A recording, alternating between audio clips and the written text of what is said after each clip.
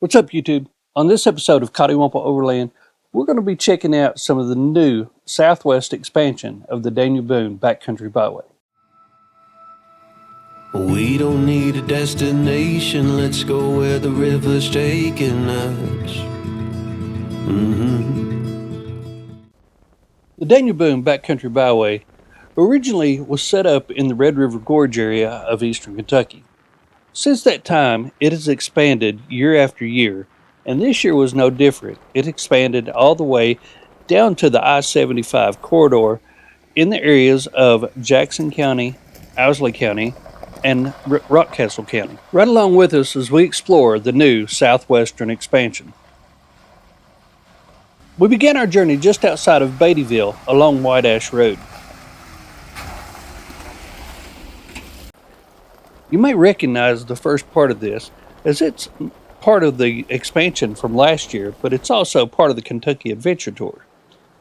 This is the corridor that leads us down to the new Southwestern expansion.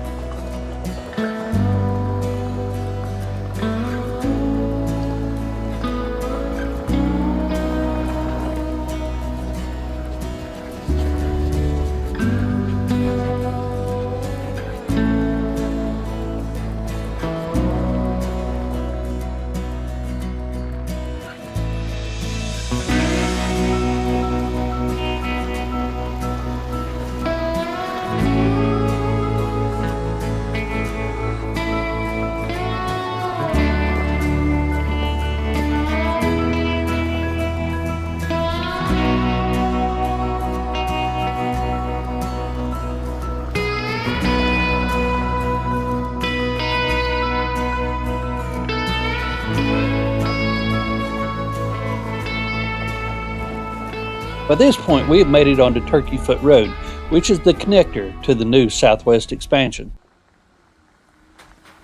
While we didn't stop on the way through this time, Turkey Foot Campground is a primitive campground that is right along this road, and it will be a great base camp area or a stopover between the two sections of the trail. There's nothing really difficult or outstanding along this section, but it does provide a pretty corridor along gravel to get from one section. As you continue your way across the Forest Service Road here, you'll ultimately end up on some blacktop, which is 89 and leads you down to the town of McKee to the next. When we left McKee, we chose to hit Mill Creek Road, which was another gravel road in the area.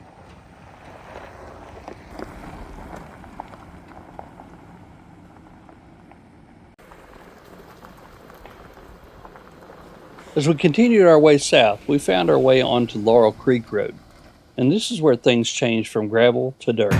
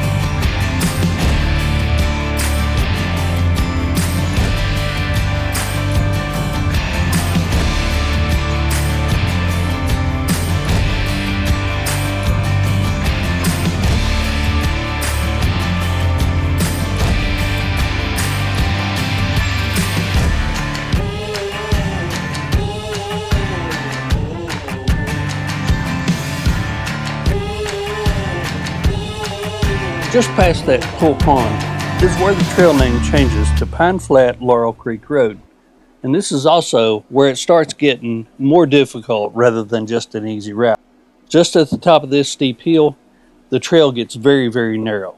And we decided to turn around and explore something a little bit different since we were by ourselves, didn't really know what to expect, and just wanted to make sure that we had a nice, easy day and didn't have any problems.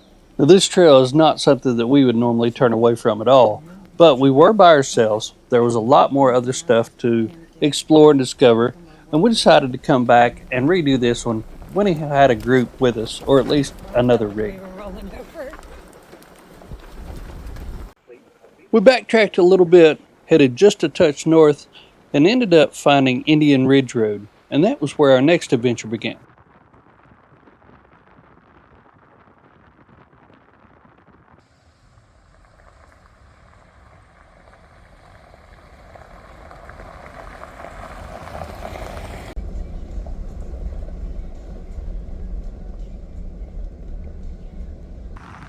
Well, Indian Ridge starts out as a gravel road. It certainly doesn't end that way.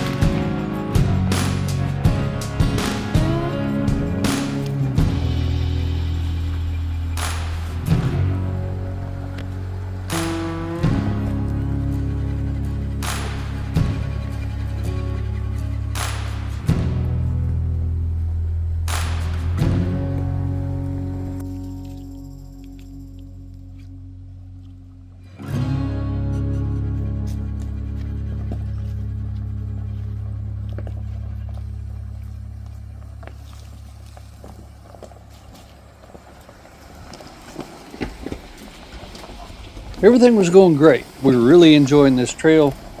And then we ran into a little obstacle. Actually, it was a big obstacle. It was a full-size tree that had fallen across the trail. And I had a chainsaw with me, but that was way more work than we wanted to get into. So it was time to turn around and make our way back out of here.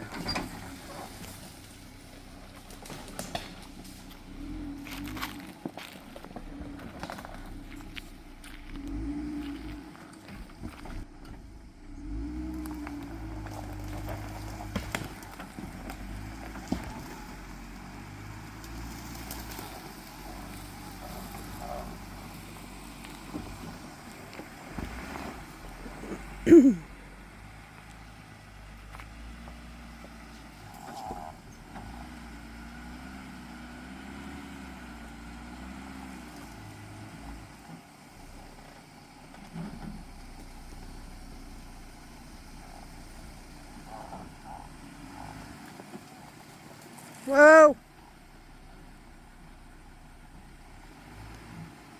Bet you're all probably thinking right now, well, what if you would have had a trailer on?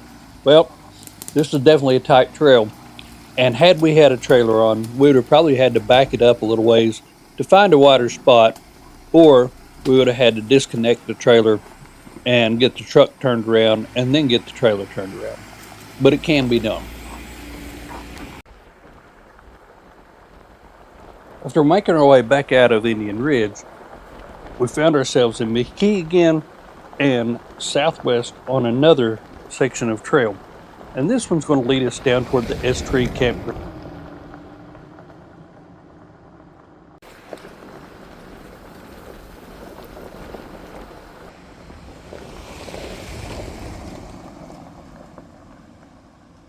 We'd made it almost to SHW Campground when we made a right and headed down an area called Stone Coal. And this is home to one of our favorite campsites in the whole area.